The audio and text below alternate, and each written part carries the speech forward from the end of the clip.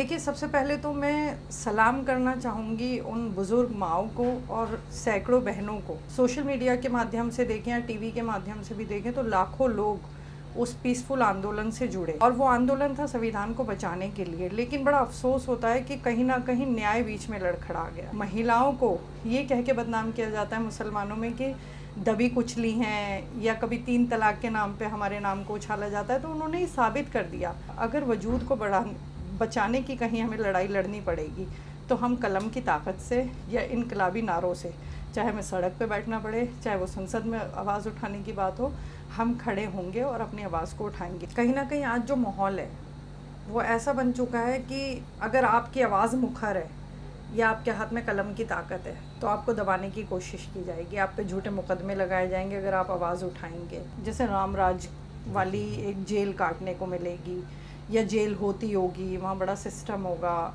लेकिन बड़ा अफसोस हुआ कि अंदर जाके मुझे रियलिटी किताबों से बिल्कुल उलट देखने के लिए मिली। मतलब वो पहले से ही मान के बैठे हुए थे कि मैं आतंकवादी हूँ, वो पहले से ही मान के बैठे हुए थे कि दिल्ली दंगों की एक बड़ी साजिश रच के आए हुए हैं। खाने को बहुत बुरा हाल है, खाने का अगर मैं कहूँ जहाँ हम रहते हैं वो बहुत बुरा हाल था।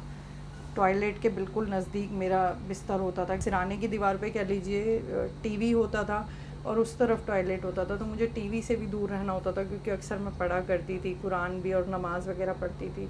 तो मुझे दूर रहने की वजह से टॉयलेट के पास मजबूरन मुझे रहना पड़ता था। 6 महीने में यही नहीं पता था, हम पे यूएपीए लगा दी कि हम किस केस में बंद हैं, हमारा जुर्म क्या है। वो बहुत बहुत टफ़ टाइम था मेरे लिए, बहुत ज़्यादा टफ़ टाइम था। तो कृष्ण नगर से मैं पार्षद जीती बहुत अच्छे मार्जिन से, और वाकई आरएसएस का गढ़ है जहाँ जीतना बहुत मुश्किल था। कहीं से कहीं तक ये नहीं था कि मतलब मैं राजनीति में आऊँगी, लेकिन क्योंकि मैं मतलब मेरा एम था कि मुझे जुडिशरी की तरफ मेरा ज़्यादा इंक्लिनेशन था। एग्ज़ाम्स भी दिए, मेंस भी दिए, इंटरव्यू भी दिए, बट समहाउ नहीं निकल पाया। उस मर्तबे पे नहीं बैठेंगे बल्कि आपको जेल काटना नसीब में लिखा था। तो मैं ये कहूँगी कि ये सब ज़िंदगी है, उतार चढ़ाव चलते रहते हैं। लेकिन मैं साथ ही साथ अब्बास भाई आपका भी शुक्रिया अदा करना चाहूँगी और आपकी टीम का कि आप एक स्वतंत्र पत्रकारिता कर रहे हैं इस माहौल में, और हम जैसे लोगों को कम से कम आप सच्चाई को कवर कर रहे हैं, ये बहुत बड़ी बात है। नमस्कार, मेरा नाम हैदर अब्बास नकवी है और आप लोग मुझको इस वक्त दा स्वतंत्र पर देख रहे हैं। आप सोचेंगे कि स्वतंत्र की टीम इस वक्त कहाँ पर है। स्वतंत्र की टीम इस वक्त कड़कड़डूमा कोर्ट के एक एडवोकेट के चैम्बर में है। आप घबराइए नहीं, हम पर अभी कोई केस नहीं हुआ है, लेकिन यहाँ पर हम आपको आज एक बहुत अलग सी कहानी बताने आए हैं। क्योंकि हम अक्सर जब पढ़ते थे, हमने मौलाना आज़ाद की बात पढ़ी कि वो कहते थे कि वो मुसलमानों के बीच में क्यों लड़ें चुनाव, वो तो सबके नेता हैं। पर ऐसा पढ़ा गया है और कुछ इंटेलेक्चुअल ने बताया है। लेकिन आज कल में हमें पता चला, जब हमने पढ़ाई की तो कुछ हमें पता चला, एक और नाम आया हमें। वो चुनाव, जी हाँ, वो शख्सियत वो चुनाव जीते, आरएसएस का अगर जो गढ़ कहा जाए पूर्वी दिल्ली में कृष्णा नगर में, वो जीते हैं और वो हैं इशरत जहां साहब। आपने इनको बहुत देखा होगा, इनके बारे में बहुत जाना होगा, सब आप समझते होंगे, सब आपको पता होगा। लेकिन आज हम जो कहानी आपको बताने जाएंगे वो कुछ अलग है, उसको सुनना आपके लिए ज़रूरी है। इशरत साहब, बहुत बहुत शुक्रिया, आपने द स्वतंत्र के लिए वक्त निकाला। शुक्रिया अब्बास जी। तो हम दर्शक सब पहचानते हैं, लेकिन आपकी शुरुआत कैसे हुई, कहाँ से आपकी पढ़ाई हुई, ये सब चीज़ें आप अगर हमारे दर्शकों को बताएं तो। देखिए, मैं अपनी अगर बात करूं तो दिल्ली में ही मतलब मेरी पढ़ाई हुई। स्कूलिंग से लेके कॉलेज तक मैंने दिल्ली से ही किया, दिल्ली यूनिवर्सिटी से। बाद में वकालत की पढ़ाई की और आज वकालत के पेशे में काफ़ी अरसों से हूँ। और उसी के साथ साथ 2012 में मुझे मौका मिला कांग्रेस पार्टी से निगम पार्षद लड़ने का, जैसे अभी आपने भी जिक्र किया कृष्णा नगर से।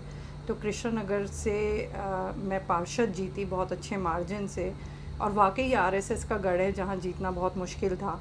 लेकिन इसमें मेरा कोई तारीफ़ नहीं है, मैं कहूँगी कि उन लोगों ने जो वहाँ के वोटर्स थे उन्होंने मेरे ऊपर विश्वास जताया। उन्होंने एजुकेशन को देखा, कैंडिडेचर को देखा, मेरी पढ़ाई को देखा, और उस बिना पर मुझे वहाँ से निगम पार्षद का चुनाव में जीती और 5 साल मैंने काम किया। बल्कि रादर मैं कहूँगी 5 साल नहीं, 2012 से 17 तक मेरा टेन्योर था। लेकिन 2012 से लेके 20 तक, जब तक मैं जेल नहीं गई, जो सभी लोग लगभग जानते हैं कि एनआरसी सीए के लिए हमें जेल भी झूठे मुकदमों में जाना पड़ा, तो 2020 तक मैंने वहाँ पे सब लोगों की खिदमत की और आज भी लोग मेरे से ख़ासा तौर पे जुड़े हुए हैं, पर्सनली भी जुड़े हुए हैं, पॉलिटिकल के साथ साथ। ईशा जी, आप जैसे एक समुदाय से ताल्लुक़ रखती हैं, आप फीमेल भी हैं, तो ये होता है कि पढ़ाई ज़्यादातर जामिया और अलीगढ़ से आ जाता है कि क्या होता, आपकी पढ़ाई सब कहाँ से हुई? देखिए मैंने ग्रेजुएशन, अगर स्कूलिंग की बात करूँ, स्कूलिंग भी दिल्ली से हुआ मेरा, और ग्रेजुएशन मैंने दिल्ली यूनिवर्सिटी ज़ाकिर हुसैन कॉलेज से पास आउट किया पॉलिटिकल साइंस ऑनर्स में। उसके बाद मैंने लॉ किया, जो मैंने चौधरी चरण सिंह यूनिवर्सिटी से किया। और कहीं से कहीं तक ये नहीं था कि मतलब मैं राजनीति में आऊँगी, लेकिन क्योंकि मैं मतलब मेरा एम था कि मुझे जुडिशरी की तरफ मेरा ज़्यादा इंक्लिनेशन था। एग्ज़ाम्स भी दिए, मेंस भी दिए, इंटरव्यू भी दिए, बट समहाउ नहीं निकल पाया, क्योंकि नसीब में तो लिखा था कि आप जज या उस मर्तबे पे नहीं बैठेंगे, बल्कि आपको जेल काटना नसीब में लिखा था। तो मैं ये कहूँगी कि ये सब ज़िंदगी है, उतार चढ़ाव चलते रहते हैं। लेकिन मैं साथ ही साथ अब्बास भाई आपका भी शुक्रिया अदा करना चाहूँगी और आपकी टीम का, कि आप एक स्वतंत्र पत्रकारिता कर रहे हैं इस माहौल में, और हम जैसे लोगों को कम से कम आप सच्चाई को कवर कर रहे हैं, ये बहुत बड़ी बात है। अब कुछ अपना राजनीतिक सफ़र किस तरह से शुरू हुआ उसके बारे में बताइए। किस तरह से आप कांग्रेस पार्टी में कैसे आई, या फिर पार्षद का चुनाव किस तरह से, ये सब आपके ज़िंदगी में आते रहे? 2012 में, अगर मैं उससे पहले की बात करूं जी। तो 2010 में मेरे वालिद साहब गुजर चुके थे। हम 4 बहनें और 1 भाई हैं। लेकिन मेरी फैमिली ने जो मुझे रेज़ किया वो इस तरीके से रेज़ किया, मतलब कोई लड़के लड़की का फ़र्क नहीं था। चाहे मैं एजुकेशन की बात करूं, चाहे मेरे करियर की बात करूं, मैं जो परस्यू करना चाहती थी उसमें मुझे पूरी लिबर्टी थी कि मतलब आप जो भी करना चाहें वो कर सकती हैं। तो पूरी आज़ादी के साथ मेरी फैमिली ने मुझे पढ़ाया, और अगर मैंने लॉ का प्रोफेशन के लिए सोचा तो उसके लिए भी हाँ भरी, जबकि ये कहा जाता है अक्सर कि ये पेशा जो है वो लड़कियों के लिए नहीं बना। और ख़ासकर अगर मैं मुस्लिम समुदाय की बात करूं तो बहुत डिफ़िकल्ट होता है कि पहले तो पढ़ाई और उसके बाद कहीं ना कहीं घर से बाहर निकल के काम करना। लेकिन दोनों ही चीज़ों में मैं कहूँगी कि मैं कहीं ना कहीं अपनी फैमिली से प्रिविलेज थी इस चीज़ में, कि मैंने अगर वकालत का पेशा चुना तो मुझे उसके लिए हामी मतलब बहुत मुश्किल नहीं लगी ये सब मनाने में कि मैं वकालत नहीं कर सकती। और उसके बाद अगर मैंने राजनीति में आना चाहा तो राजनीति के लिए भी मेरे घर वालों ने मतलब दे वर मच कंफर्टेबल कि आप जो परस्यू करना चाहती हैं करें। कांग्रेस पार्टी ने मौका दिया 2012 में, पार्षद का चुनाव लड़ी, उसके बाद संगठन पे अलग अलग पदों पर रही, दिल्ली में महासचिव भी रही मेन बॉडी में, और प्रवक्ता भी रही पार्टी की। उसी के साथ साथ बहुत अलग अलग जिम्मेदारियाँ अलग अलग स्टेट में भी मिली, और दिल्ली में भी काम करने का 5 अध्यक्षों के साथ काम भी किया, देन सीएम के साथ काम किया, जो आज भी उनका काम बोलता है अगर मैं कहूँ तो शीला दीक्षित जी का। और मतलब उसी के साथ साथ राजनीति में जैसे जैसे मतलब पार्टी को, मुझे लगता है कि जब हम राजनीति में आए तो पार्टी को हम जैसे कार्यकर्ताओं की ज़रूरत ज़्यादा पड़ी। जो ज़मीन पे काम करने थे हमने वो किए, और कहीं ना कहीं एक पार्षदी एक माध्यम थी लोगों से ज़मीन पे जुड़े रहने का, क्योंकि सबसे छोटी इकाई होती है। अगर मैं पार्षद की बात करूं तो मेरे लिए बहुत आसान था लोगों से जुड़ना, अपनी पार्टी का संदेश देना, अपनी पार्टी की विचारधारा लोगों तक पहुंचानी, और अगर कोई समस्या है तो उनसे सामाजिक और राजनीतिक तौर पे हम लोग जुड़े रहे। अब बात 2020 की करते हैं, जी। जहाँ से एक और मोड़ आया था, तो क्या था उस वक्त और आप किस तरह से उन सब से जुड़े हुए थे?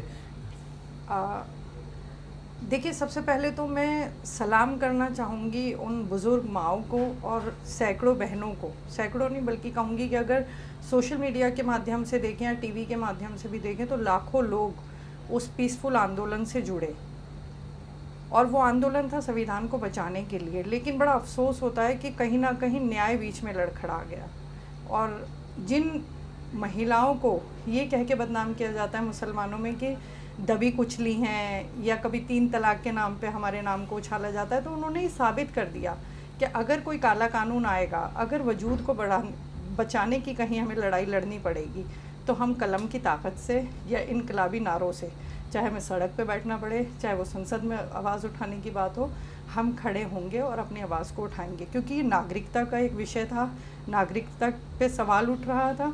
तो मैं सबसे पहले उन लोगों को सलाम करना चाहूँगी जो बहुत जागरूक नागरिक होने के नाते, ज़िम्मेदार नागरिक होने के नाते आए और उन्होंने अपनी आवाज़ को इस पीसफुल आंदोलन के माध्यम से उठाया।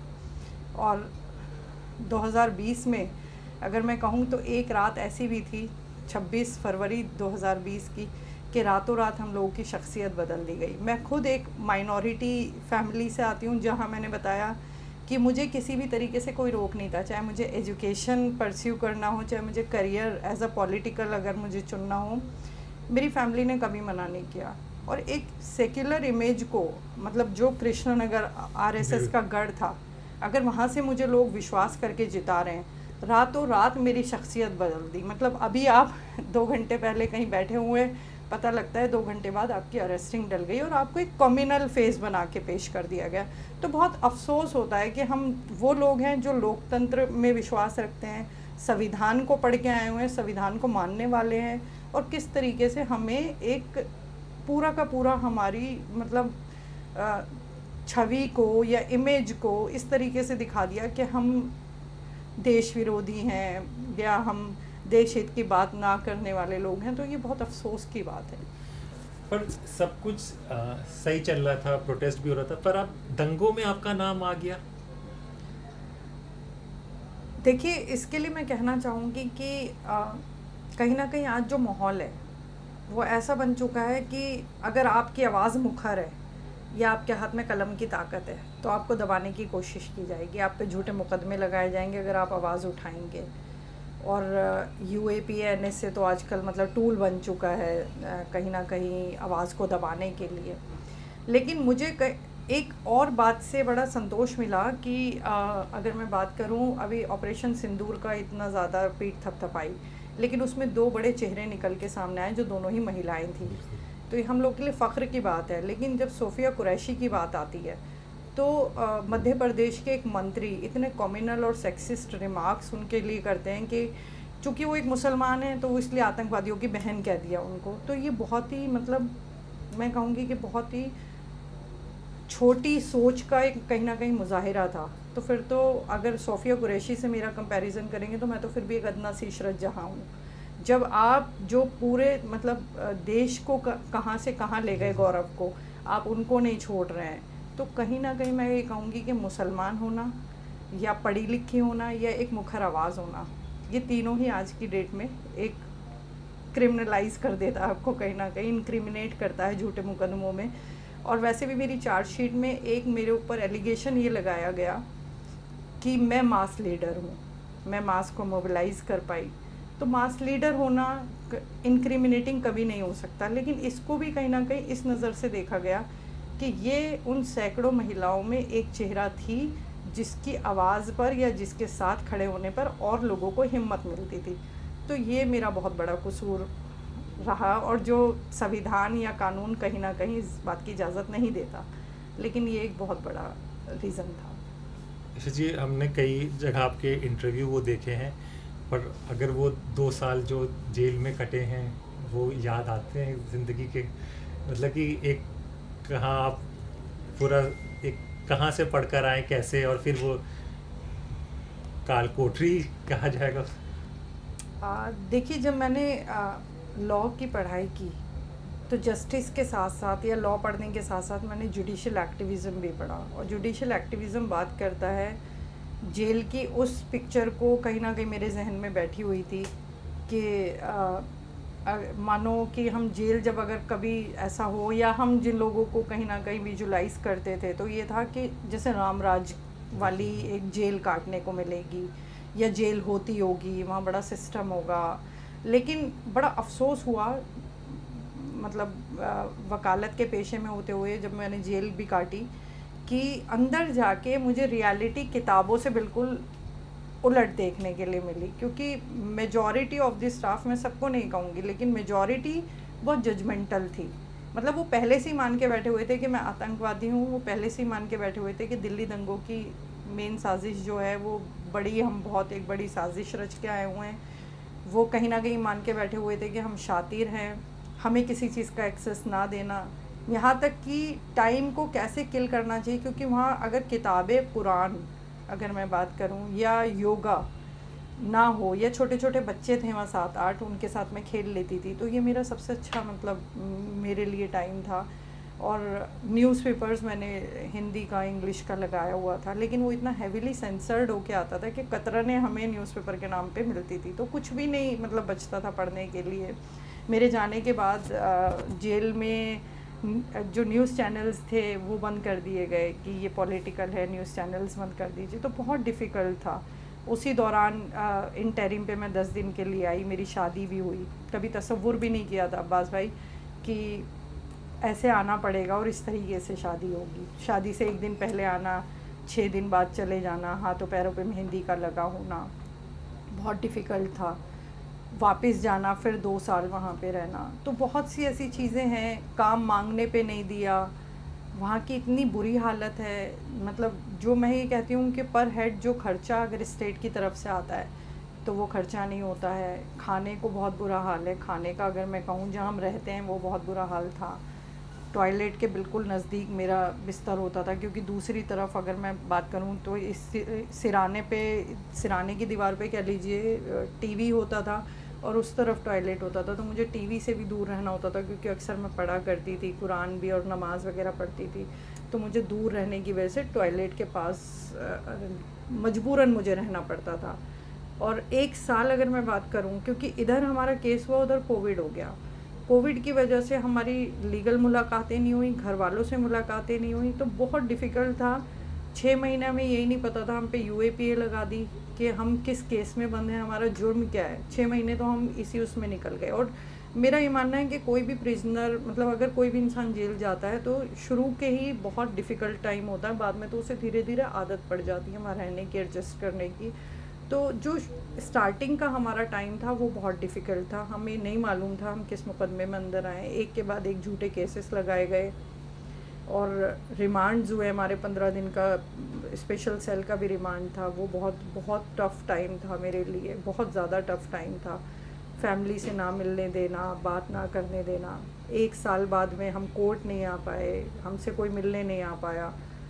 और सबसे बड़ी बात यह है कि जितने भी इस मुकदमे में अक्यूज़्ड बनाए गए वो अमूमन एक दूसरे को नहीं जानते थे, तो सब एक दूसरे के लिए मेजॉरिटी जो है वो अनजान थी। तो हमें यही नहीं पता कि ये कौन है, ये कौन है, ये कौन है, और क्यों हम लोगों को एक जगह इकट्ठा किया गया है। और एक केस में हमें मतलब 30,000 पन्नों की चार्जशीट संदूक में आती है। अगर वो आपको जेल में बैठ के न्यूज़पेपर के माध्यम से पता लगे कि आपकी जो चार्जशीट है वो संदूकों में आई है, तो सोचिए कि जो आपके को प्रिजनर्स हैं, जो इनमेट्स हैं वहाँ पे, उन पे क्या असर पड़ेगा, क्योंकि वो भी अखबारों में पढ़ रहे हैं कि इशरत जहाँ की जो चार्जशीट है वो 30,000 पन्नों की और बड़े बड़े संदूकों में आई है।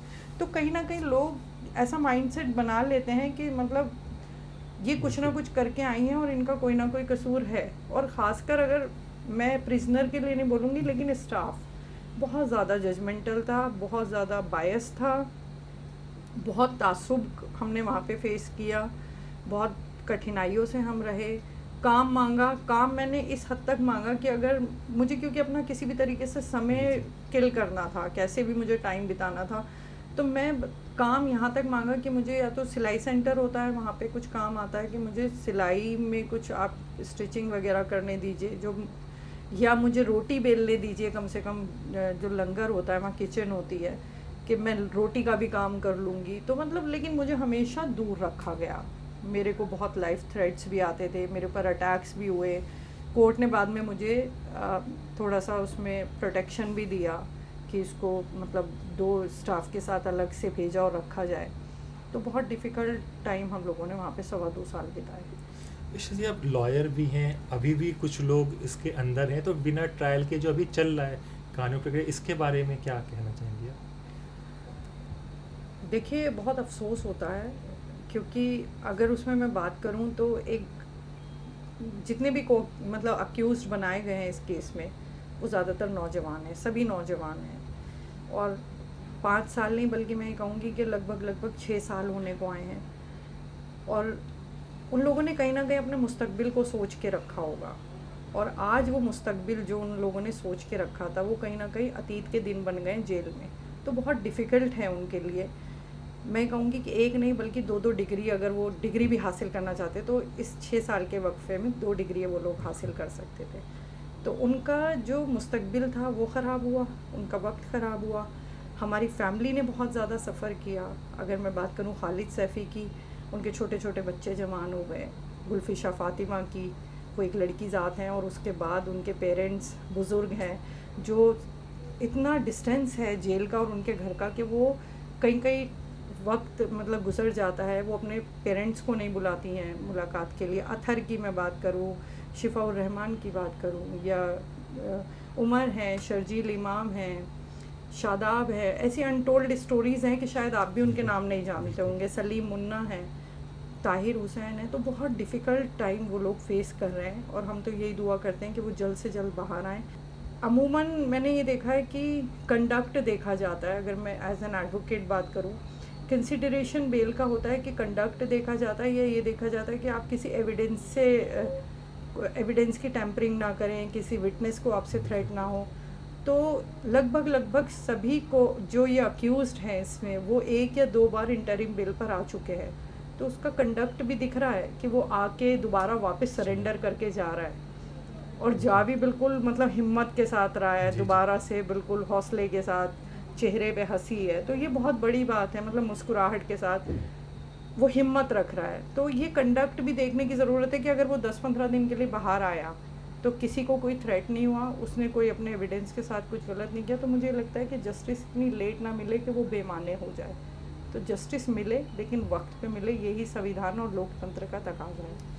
अच्छा जी, यूएपीए में एक तो जो अरेस्ट होता है उसका तो चलिए होता है, लेकिन जो परिवार होता है जो बाहर रहता है, तो वो जो समाज में रहता है, वो समाज बड़ा उनके लिए रुकावट परेशानी कर देता है।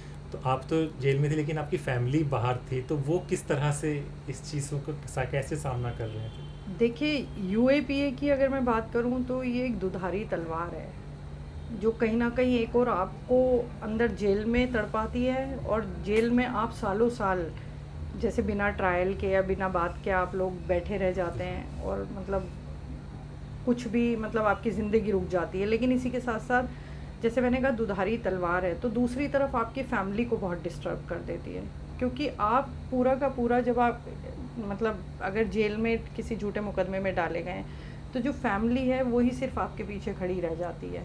और अगर बात करूं कि बिल्कुल नज़दीकी परिवार, भाई बहन, या आपकी वालदा या पेरेंट्स हैं, या कुछ चंद लोग और ऐसे होते हैं समाज में जो आपके साथ जुड़े होते हैं, तो बहुत डिफ़िकल्ट टाइम होता है फैमिली के लिए उनको फेस करना। जैसे अभी मैंने बताया कि खालिद सैफ़ी के बच्चे बड़े हो गए हैं, किसी के पेरेंट्स बुज़ुर्ग हैं, शिफाउर रहमान के बच्चे बड़े हो रहे हैं, तो मतलब बहुत डिफ़िकल्ट टाइम है उन लोगों के लिए यूएपीए जैसे मुकदमे को झेलना और बाहर समाज में फ़ेस करना। तो बहुत ज़्यादा डिफ़िकल्ट है, और लोग भी कहीं ना कहीं दूरियां बना लेते हैं, डरते हैं, मिलने से घबराते हैं, आपको शक के दायरे में रख के देखते हैं। तो फैमिली के लिए बहुत ज़्यादा कोर्ट के धक्के खाना, मतलब मैं ये कहूँगी कि वो ज़िंदगी जी नहीं रहे होते हैं, बल्कि या उन दिन नहीं बिता रहे हैं, बल्कि एक तारीख़ों के मतलब एक कैलेंडर नुमा उनकी ज़िंदगी बन के रह जाती है कि वो सिर्फ तारीख़ें याद रखते हैं कि अब नेक्स्ट डेट जो है 25 तारीख पड़ी है, या 1 तारीख बेल की सुनवाई है, या बेल सुनवाई लंबी चल रही है हाई कोर्ट में, और पता लगता है जब आपको 1.5-2 साल के बाद सुनवाई पे आया तो आपकी बेल खारिज हो गई। तो मतलब ज़िंदगी नहीं रह जाती, बल्कि कैलेंडर बन के रह जाती है। तो फैमिली वो बहुत ज़्यादा फेस करती है। अब काफ़ी वक्त हो गया है, अब आगे का क्या रास्ता है? क्या आप सोच रही हैं? पॉलिटिक्स में फिर से आप दिखेंगी, या अभी केस किस तरह से आप देख रही चीज़ें? देखिए, कोई दो राय नहीं है, बहुत संघर्ष है, और जैसे मैंने कहा कि लोग शक के दायरे में रख के देखते हैं। जो आपके साथ कल को बैठे होते थे, हाँ। खाना खा रहे होते थे, आपका एक सर्कल था, उसमें से आधे लोगों की छटनी हो चुकी है, मतलब कुछ लोग आपके खिलाफ हो गए, कुछ लोगों ने वो मान लिया जो चार्जशीट में लिखा था, कुछ ने ये समझ लिया कि जो अखबारों में था वो कहीं ना कहीं इशरत के लिए सही था। अब बचते हैं वो आधे लोग, वो आपको किस नज़रिए से देख रहे हैं, या आप पे किस तरीके से विश्वास जता रहे हैं। रही मेरी फैमिली की बात या मेरे सामाजिक दायरे की बात, तो आज मुझे लगता है कि बहुत अच्छा हुआ, छटनी होने से पता लग गया है कि कौन अपने हैं और कौन पराए हैं, या हमें भी ये पता लग गया कि हम कहाँ स्टैंड करते हैं। और अगर मैं पॉलिटिकल बात करूं तो मुझे लगता है कि मैं जिस विचारधारा के साथ चली थी, वो विचारधारा थी जब मैंने किताबों में मौलाना आज़ाद साहब को पढ़ा था, और उनकी एक तकरीर थी पार्टीशन के टाइम पे, जिसमें आपने ये बयान किया था कि ये मुल्क हमारा है, हम इसी के लिए हैं और इसकी तकदीर के बुनियादी फ़ैसले हमारी आवाज़ के बिना अधूरे रह जाएंगे। तो इस तकरीर को अगर मेरे जो जहन में बैठी वो ये थी कि मुल्क हमारा है, यानी उन्होंने बराबरी और साझेदारी की बात की थी और हम इसके लिए हैं। तो सिर्फ वो राइट्स की बात नहीं कर रहे थे, वो ड्यूटीज़ की भी बात कर रहे थे कि अगर इसके लिए हमें आवाज़ उठानी पड़े, कुर्बान होना पड़े या कुछ करना पड़े, तो हमारी कुछ ज़िम्मेदारियाँ भी हैं मुल्क के लिए, हमें वो भी करना पड़ेगा। लेकिन जब उन्होंने ये कहा कि आपकी आवाज़ के बिना मुस्तकबिल की बातें अधूरी रह जाएंगी, आज ज़माना आ चुका है कि अगर आप आवाज़ उठा रहे हैं तो आप पहले से लग रही है यूएपीए लग रही है। उन सबको देखते हुए भी मतलब इतना संघर्ष रहा, लेकिन मैं उस विचारधारा को कभी नहीं छोड़ सकती। मैं गांधीवादी विचारधारा को कभी नहीं छोड़ सकती, जो हमेशा से बात करता है कि अहिंसा या शांतिपूर्ण तरीके से इस मुल्क को संवारने की ज़िम्मेदारी हम ही ज़िम्मेदार नागरिकों की है। तो आगे जैसे जैसे मुझे मौका मिलेगा, चाहे वो सामाजिक तौर पे मिले, चाहे राजनीतिक तौर पे मिले, मैं लोगों के बीच हमेशा बनी रहूँगी और काम करूँगी। यशी जी, आप एक सवाल और मतलब कि दर्शक जानना चाहेंगे, आपको मतलब कि ऐसा लगता है कि आप एक धर्म, एक समुदाय से ताल्लुक़ रखती हैं, इसलिए ज़्यादा ये सब कुछ हुआ? जैसे हम लोग अभी देख रहे हैं इकरा हसन का भी आ रहा है, वो भी बड़ा बयान उनके आ रहे हैं, किस तरह से उनको ट्रीट किया जा रहा है।